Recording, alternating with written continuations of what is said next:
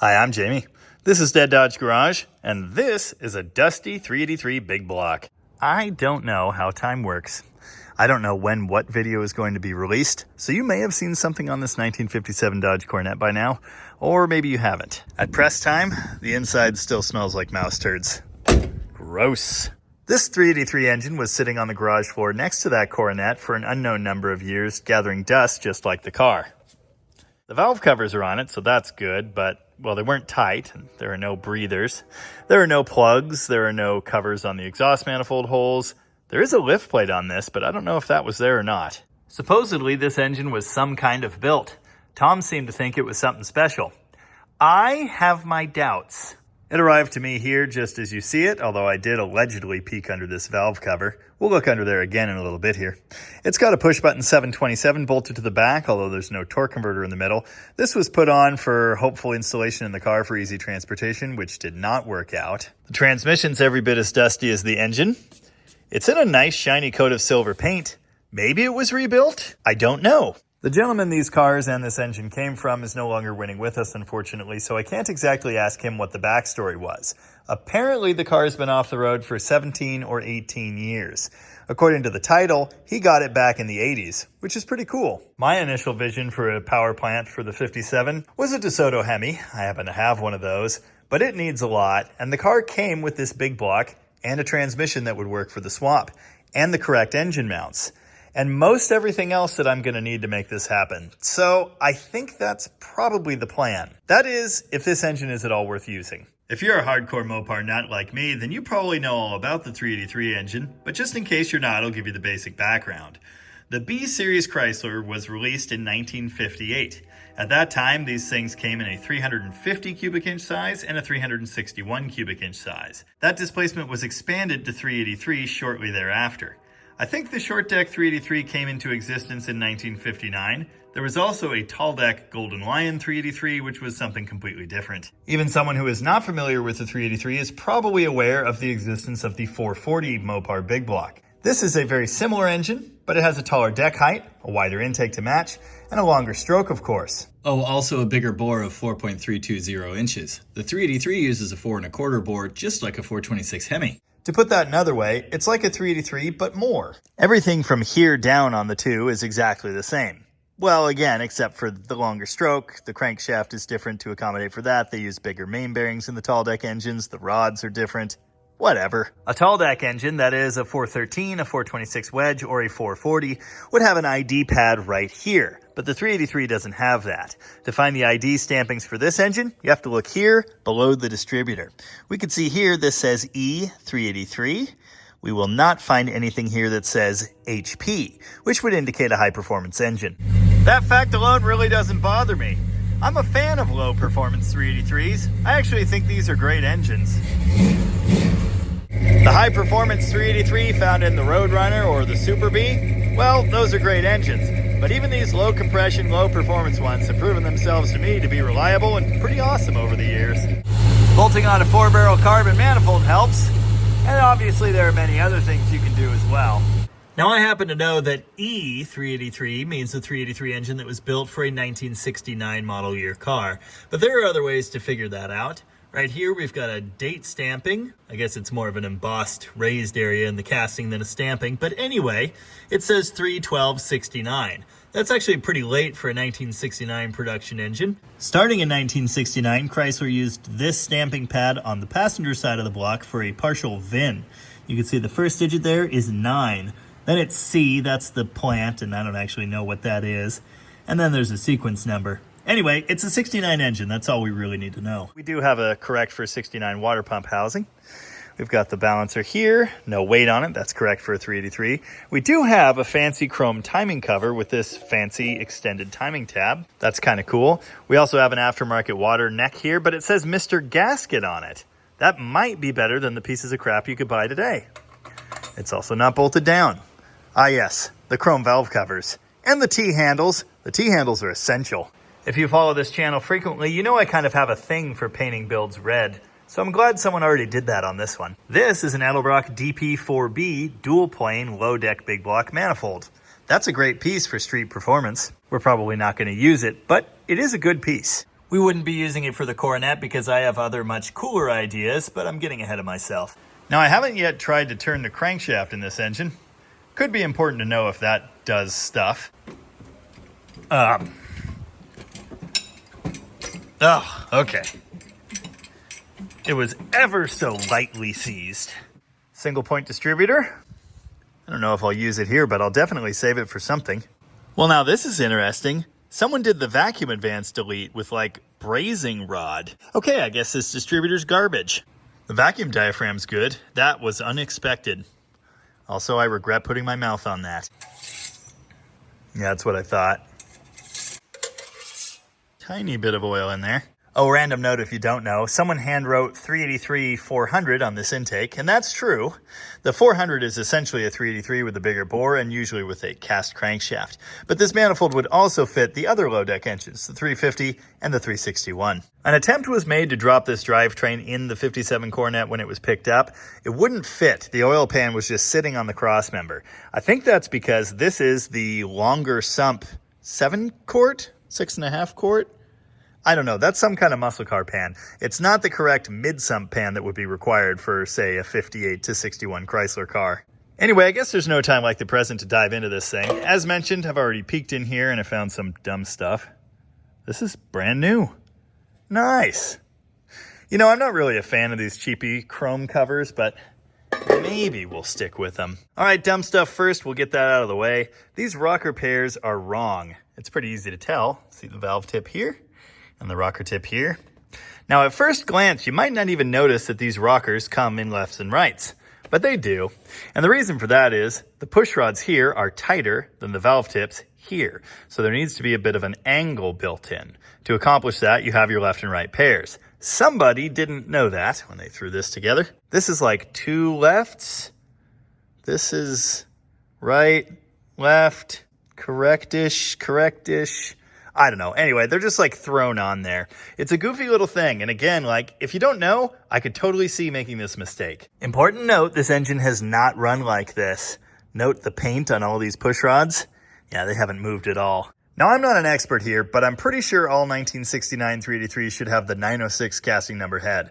The 906 head, of course, legendary for its use on things like the 440 HP and like a Charger RT in 68 and 69. But this does not have that. This has a casting number that ends in 915. This is the legendary 915 head.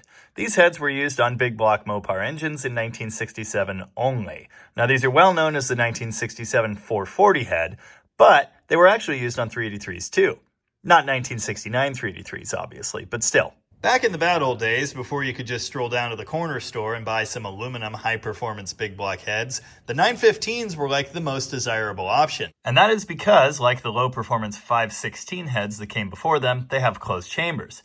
But they also have larger, more generous ports like the later 906 heads that would arrive in 1968. And some of these, the high-performance 440 Magnum version, would come with a larger 1.74-inch exhaust valve, while the standard run-of-the-mill version had the same 1.6 valve as the outgoing 516. I decided I'd better hurry up and pull the driver's side valve cover to make sure we had 2 matching cylinder heads. Because of course, something like a year ago, we learned on Mark's 318 that is not always the case. We're good though. Not so sure all of this dead bug action is good. Interestingly, all the rockers on this side are put together right. Lots more to dig into here, but it's dinner time, so I'll get back to this, I don't know, next week or something.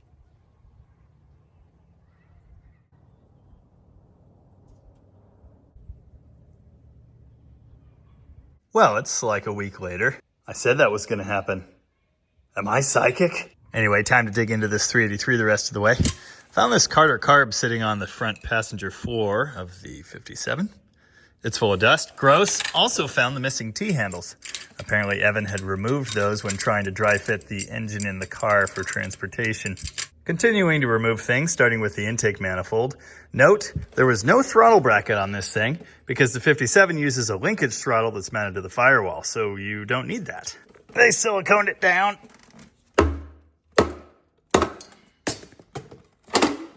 Okay. Various treasures. Don't know what that's for. Receipt?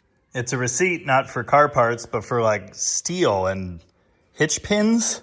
It actually has a company name on it, which matches the name of the gentleman who used to own this car.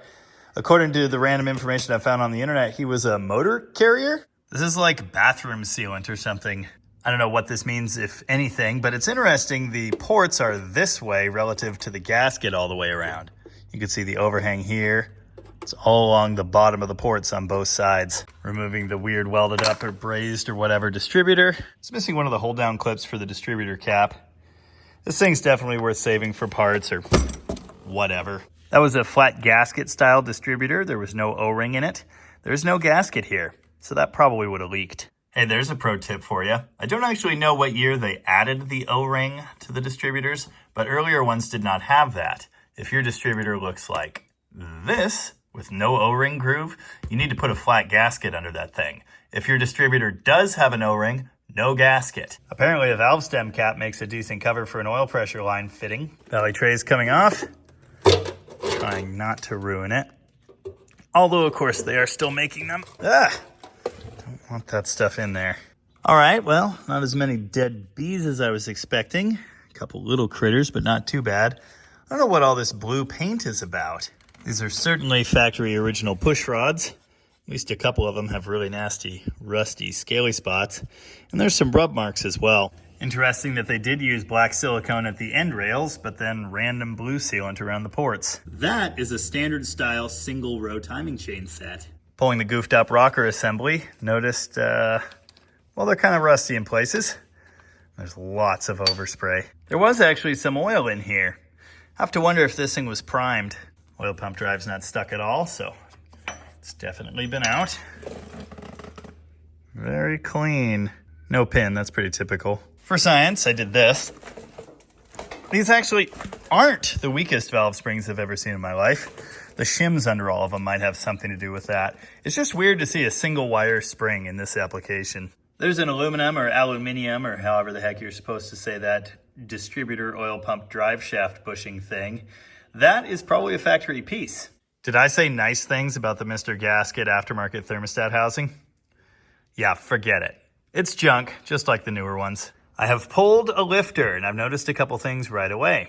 First, see that line on there? I think this might have been in a running engine. Second, it's full of chunks. They're all full of chunks, apparently. This is just a casting flaw, I think. That's pretty typical with old Chrysler blocks. I've pulled a bunch of random lifters one by one to take a look at them. All are looking pretty good. So far, this is the goofiest one. I don't even know what I'm looking at here. Is this just muck? Is it rust? I don't know. What a weird thing. See that pattern? It's largely inside a circle. That circle is not centered on the lifter face. Don't know that we'll be retaining this cam, but for now I did store them in the order they came out. Got the balancer pulled out. Interesting, there's paint on the sealing surface. That means they painted this separate of the engine. I guess that makes sense, what with the chrome timing cover and everything. Timing cover bolts were not even a little tight. I'm gonna guess that this sound means they actually installed the oil slinger. Judging by the evidence on the front seal here, painting that surface was not a great idea. Also, that's like half rolled. Even though this seal is still kind of squishy, it's not looking too hot. I don't see any maker's mark on this cover. I like this timing tab. I've never seen anything like that before. They either kind of sort of masked this cover or very carefully painted around it. Mostly. These are boo-booed from someone installing or removing this with the oil pan in place before. I just did that, but it wasn't me. It was already like that. Yet another goofy type of sealant. That's gross. It's like snot. Here's a look at the timing set. It's a little floppy. I've seen worse though. And this is interesting. This was clearly in this position when it was put together, which makes sense. It's dot to dot right now. So that's actually 180 out. I should have looked to see which way the distributor was pointing. Dang it. It was that way, and this turns counterclockwise. I don't know. It's not in a factory position, and it doesn't really matter. This is not a factory timing set, in case you were wondering. It's got part numbers of S366T on the cam gear, S367 on the crank gear, weird looking holes to align, and the chain says Japan on it. Maybe I've shown this before, I don't know, but here's the little foot on the mechanical fuel pump resting against the push rod that actuates it off of a lobe on this camshaft. Gonna have to pull that pump off so the shaft will fall down out of the way, and then the cam can come out. This is a real American-made Carter. It says 1994 there. I don't know if that's actually a production date or what. That is a correct fuel pump bolt with a washer added for some reason. This is not, but it is a factory bolt of some kind. Camshaft is out. This thing is definitely used and old. Hopefully those were the right lifters in the right locations. Anyway, here on the back, it says DE85, which I don't think means anything. And then right here, it says 260HE. Now, that could be a comp number, maybe. 260H- something is a pretty modern comp number. I don't know if the HE stands for high energy. That would kind of make some sense because that's what the modern 260H is. I don't know. Let's measure it and see what we get. Haven't measured it yet, but I'm pretty sure I'm seeing what were little rust pits here that have been sanded. I don't know if you could see the like scuff marks or sanding lines going at an angle there. Now, I've cleaned up a cam or two in my time, and that's not necessarily the worst thing in the world. As always, I zeroed this thing on the base circle, then spun it up to the high point on the cam lobe here. I picked the first one. That should be an exhaust lobe.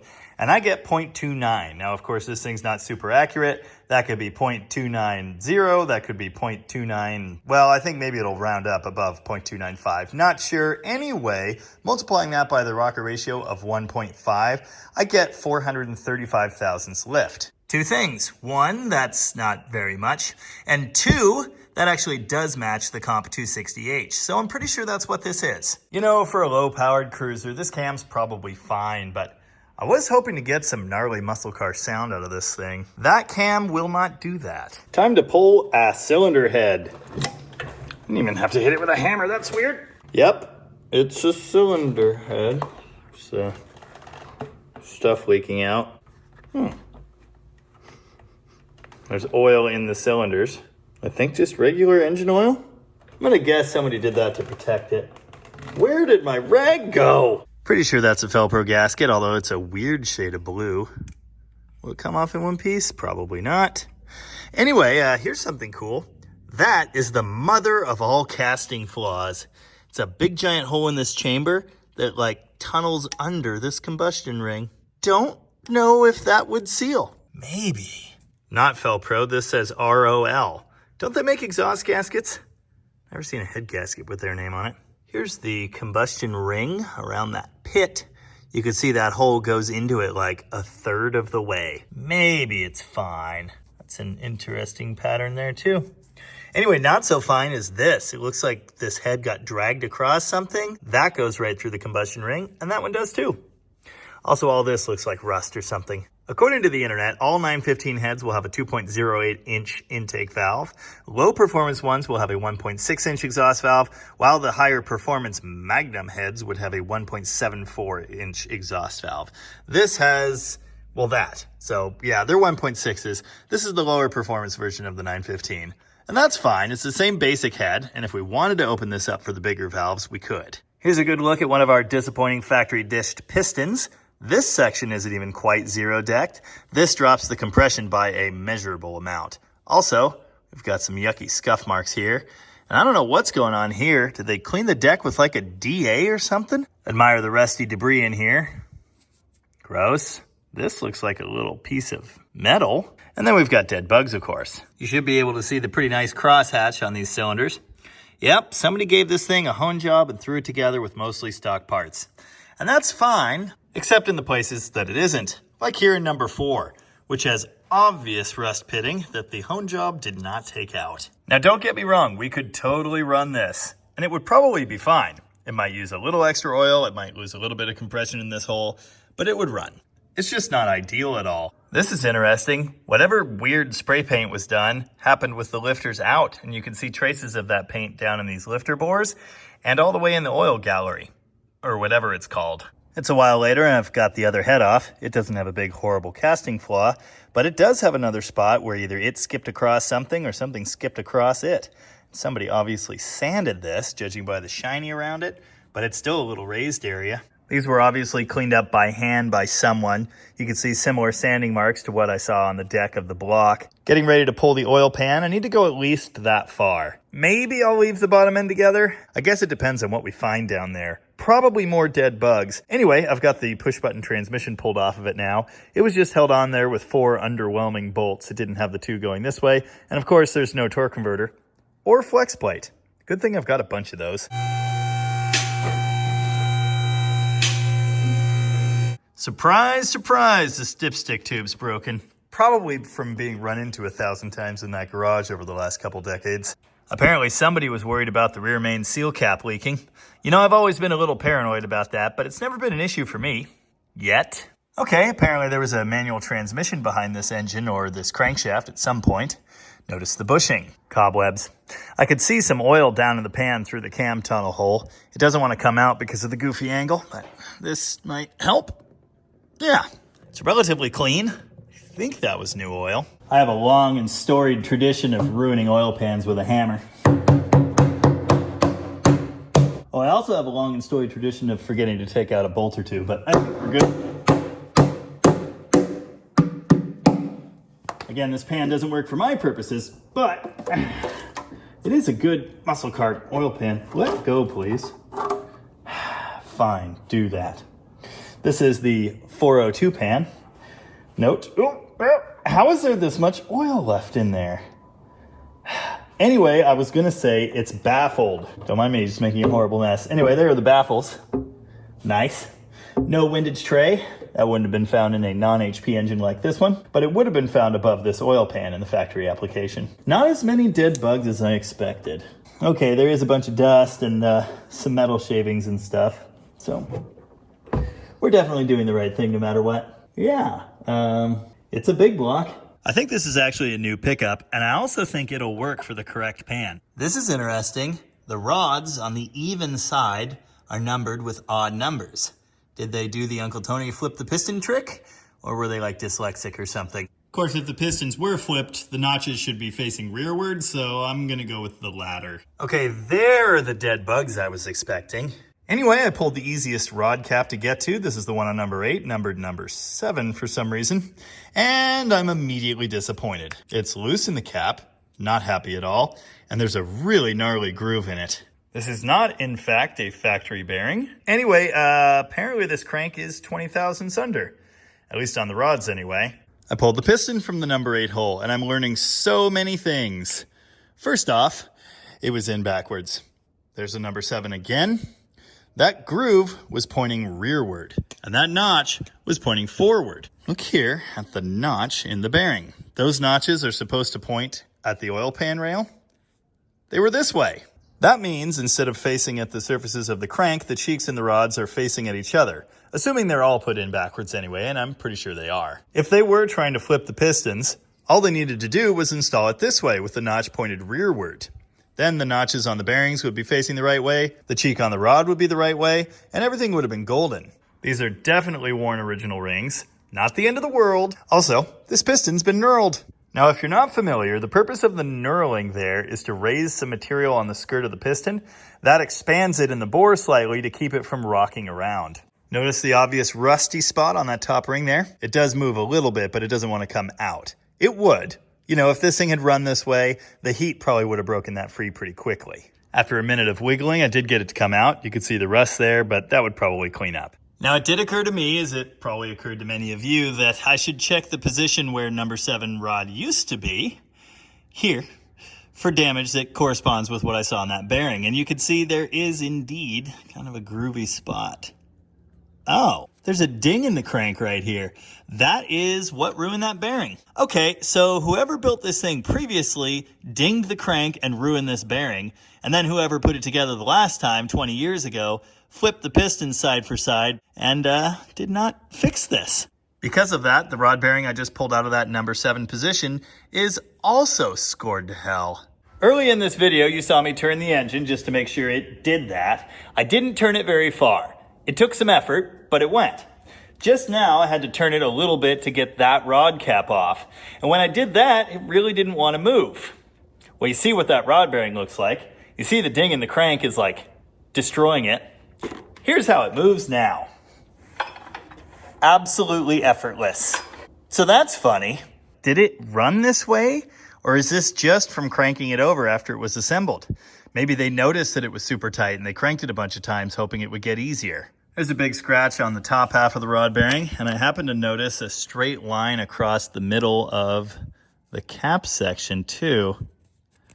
Hey, at least this one fits in the cap better than that other one. If you watch this channel, there's a pretty good chance you watch Uncle Tony's channel, and if you do, you're probably familiar with the reversing piston pin offset thing. Basically, these factory pistons have the pin set off to one side. The idea was to reduce noise by putting pressure on the piston in one direction to keep it from rocking or slapping or whatever. When you flip them around the other way, supposedly, it puts pressure on the piston the other direction and changes the stroke ever so slightly. It's supposed to help make power. That's actually a tip out of the direct connection book, and it's something Uncle Tony has talked about many times in videos. The important thing is, for the offset to be reversed, that notch needs to be facing rearward. And it wasn't here. They flipped them to the other side, but they put them in the same way that they were on that side. It has to do with the direction of rotation. So all of the offsets from the factory are this way. Flipping it to the other side does nothing. You have to turn it around backwards at the same time. The reason you don't just turn them around in their own holes is because the rods will then be backwards. Whereas, if you flip it to the other side when you reverse it, everything is fine. I don't know if I'm going to find a nice rod bearing in this entire engine. This side is like sharpened. It's like rolled up. Now, because this side was facing the cheek of the crank, which it shouldn't have been, that could be explained by riding up on a curved surface, but this crank doesn't have that. I believe that's called a fillet or something. Where'd you come from? Anyway, from this angle, you can see the raised area on the one side of the cap. It's right next to the notch there. That is what's supposed to go against the crank. It spaces the bearing away, so there's definitely space for any material that's attached there. These factory cranks are pretty much always undercut right there alongside the bearing surface, but you can see that material right there kind of curves up at the edge. And if the bearing is jammed all the way against that, well, that would explain that bit of wear. Okay, this one is fine. Yeah, it's got one little scratch, but it's fine. Not so fine. Remember those rust patches I showed you in number 4? Well, there are matching rust spots in number 6. And in number 8, just a little in number 7. Good spot in number 5. Number 3 just has these little discolored spots. So that must be our good one. Oh, here's the rod bearing fit on the one out of number 4, labeled number 3. Not good.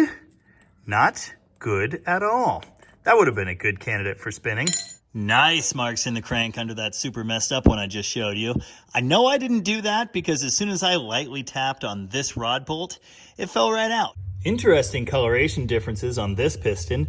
Did it miss a cleaning step, or is there like a hole in it or something? Good Lord, look at that horrible scuff mark. Also notice the ring doesn't really move happily in it. It does move, but it makes scrapey noises. There you go. Yeah, so that ain't good. Another horribly grooved bearing on journal number 2. This is interesting, though it's the same type of rod. Some of the markings on it are different than the other ones. And this one has been resized in the big end. See how fresh that finish is? Resizing is a bit of a misnomer because the operation that refers to is putting the big end of the rod back to the factory size. You get different size bearing inserts, but that's because the crank ends up machined to different sizes. The big end of the rod always needs to be the same. Notice this rod cap has had the crap beat out of it. None of the others really have. The shape, again, is a little bit different. You could just tell it's not a perfect match for the others. Oh, and there's no number 1 on here. The piston is numbered 1 and 4 for some reason. Of course, this then begs the question, what happened to the number 1 rod? The journal on the crank looks okay, so the world may never know. I guess I'm pulling the crank, so I'm removing the rear seal cap now. This is proving difficult due to all the sealant, but I did get it moving, kind of. Of course, before I did that, I had to pull out the special 12.38 bolts. The side seals look to be the Chrysler replacement material, not the newer blue Felpro stuff. There's half of a rear main seal. It's still nice and squishy, and it's got some oil on the lip. You know, I was asked earlier today, Jamie, how could you possibly know what engine all of these parts go to, or what project, or where every one of these fasteners goes? Well, that's easy. By not remembering all kinds of things that actually matter. Dude, I am this close to having this thing fully apart and gutted like a fish. But it's dinner time and I could eat, so I guess I'll get back to this tomorrow. It's the next day and it's time to complete this exploratory surgery. I've got the number 1 main cap out now, and of course immediately you can see it says R20, M20. Here's one of the main bearings. This at least looks really good. Federal Mogul, 20 undersize. No date, because for some reason they didn't believe in those. Unlike the rod bearings, these mains are literally brand new. I've got number 3 out now, the important one with the thrust surfaces. They look great. You don't need to worry about little tiny marks in that top coating. These bearings would be perfect to reuse. They used so much silicone around that rear seal cap, some of it made it all the way into the number 5 main cap. Anyway, there are all our lower bearing sections. They look great. There's a little bigger patch right here in that top coating, but again, that's fine. Here's our crankshaft out. This, of course, is a forged 383 crankshaft. You can tell it's forged by how hideous it is. These forgings were stronger than later cast cranks. Supposedly, the last year 383 could have come with the cast crank. And then, of course, the 400 that followed it used the same basic architecture with a bigger bore. Most of those had cast cranks, although some did come with forgings, specifically early stick-shift 400 vehicles. 20 undersize is just about as far as you'd want to turn a crank like this. You might be able to get bearings for 30-30, but I wouldn't really want to go there. So unfortunately, with the rod journals all dinged up, this thing may well end up being scrap metal. It's definitely wishful thinking to hope that a polish job might clean that stuff up to the point it's not an issue. I don't know, I guess I could ask a machinist. Before somebody comments this, as they inevitably do on videos of this type, yes, you could have these journals welded up and turned back down to a factory size. Do you have any idea what that costs? I do. It's not cheap. It's generally just not worth it for a commonly available crank like this. Dear butt. Really? Yeah, you can have the pairs. I don't care. You know, I'd say more of these journals have damage than don't. In case this isn't obvious, the way you end up with this kind of ding stuff happening is less than careful removal of the rod and piston assemblies. Now, I'd be lying to you if I said I'd never done that myself. Matter of fact, I tore down a 392 on the channel a month or two ago, and I did allegedly do that. On that engine, all the pistons were very stuck in the block, and removal was what you would call challenging. So that's how that happened. I don't know if you can see this, but I can. There's actually a sanding mark around a nick right here on the number 2 journal. So clearly the assembler knew this was going to be an issue. If one was desperate enough and willing to accept a whole lot less than perfect, there is zero question in my mind this thing could be cleaned up by hand and this engine could be slammed back together. But I'm really not interested in that. We've got rusty bores, we've got dinged up journals, we've got bearings that look like crap, we've got worn rings, we've got pistons that have been knurled and have rusty, nasty ring grooves in places. I'm not excited about this at all. I don't need perfection, and I certainly don't need like 500 horsepower or anything to be happy with the Coronet here. I just want a reliable engine. Is that so much to ask? So now I'm trying to make a decision. Do I take this thing straight to the machine shop and have the bores redone and have them look at the crank and tell me it's total garbage and, I don't know, resize the other 7 rods that haven't been, order oversized pistons, put some epoxy in the surface on that head that's messed up and go from there? It's not like I don't have more big blocks on hand. Although the majority of them are going to be of the oversized excessive 440 persuasion. I could do something really stupid. But then, as if by magic, a solution appeared. This is a 361 big block. I forgot I own it. I've owned it for years. I actually traded it or sold it to a guy once thinking it was a 383, but well, that was wrong. It's definitely a 361. A 361 is everything a 383 is, but with a smaller bore. That's fine. I kind of like smaller bore engines. This thing has early style factory valve covers with the wire holders on it. It also has the right oil pan. Look at that. Look at all this space for an early style crossmember. I do see these funky early style mounts. They're very different than what the 57 uses, but also very different than later C-bodies and such. 12, 26, 62. So this is actually a 1963 production engine. I don't remember what year they added these corner bolts. Maybe that was 63. Anyway, this has them, thankfully. It's also got some broken spark plugs, among some other slightly less than ideal things. Someone sold the 2-barrel carburetor off this engine. Not that we'd be using it anyway. I also sold that pulley, accessory brackets, the alternator core, factory heat shield for the plug wires. That tells me this thing probably has not been apart. All right, the Dorman cam tunnel plug does say otherwise. I actually traded a perfectly good motorhome 440 for this engine years ago. I've always meant to do something with it. Almost put it in a van once. So even though these heads have the corner bolts, they actually still have the aluminum stand style rocker shafts. Interesting. I saw a video of this thing running years and years ago before it was pulled and traded to me. It was in some kind of hot rod or something. It seems to be in decent condition. Haven't tried to rotate the crank yet, but I'm pretty sure it's gonna go. There's our thrust. That's acceptable. I did check the valve seals there. Well, kind of not rubber anymore. Some of them are, but yeah. I guess the critters have been playing in this thing. This was covered at least, most of the time anyway. All the factory stuff is here. This is the little shield, and then you've got your insulation pad under the intake. But does it crankshaft? Yes, it does, with zero resistance whatsoever. Reading the plugs, or what's left of them. That one looks all right. A little rich. All right. A little rich. A lot of rich. Good bit rich. What a majestic steed. Now, I'm not saying I won't be going through this engine. I totally will probably sort of be going through this engine. Maybe we'll just pop the heads off and then accidentally put the good 915s on there, but we'll see. Actually, I'm thinking maybe that little teeny tiny cam is perfect for this 361. And remember, a dual quad that fits a 383 fits one of these bad boys too. Anyway, consider what we're doing here a mock-up sort of deal. Pulling the mounts off our 69 engine. Funny story, this long bolt was in this not at all long spot. This is the factory bolt that goes through the B-body mount. One engine mount. Two mounts. Woo! Still smells. You know, someday soon, if we play our cards right, we won't have to push this everywhere anymore. Oh, so close. Yeah. Okay, hold it. Whoa. Someone put a heater box there. There we go. All right, we're good. Nothing to her, really. The power of positive thinking. Alan says it's gonna fit. Okay. I don't even know. There we go. Okay. This is gonna get sketchy. Watch fingies. Things are about to get dumb. Oh, yeah, that's Or just do that, I guess. perfect. Hey, Did that go right home? It's home, dude. Over here, anyways. Language. Excuse my French, sorry.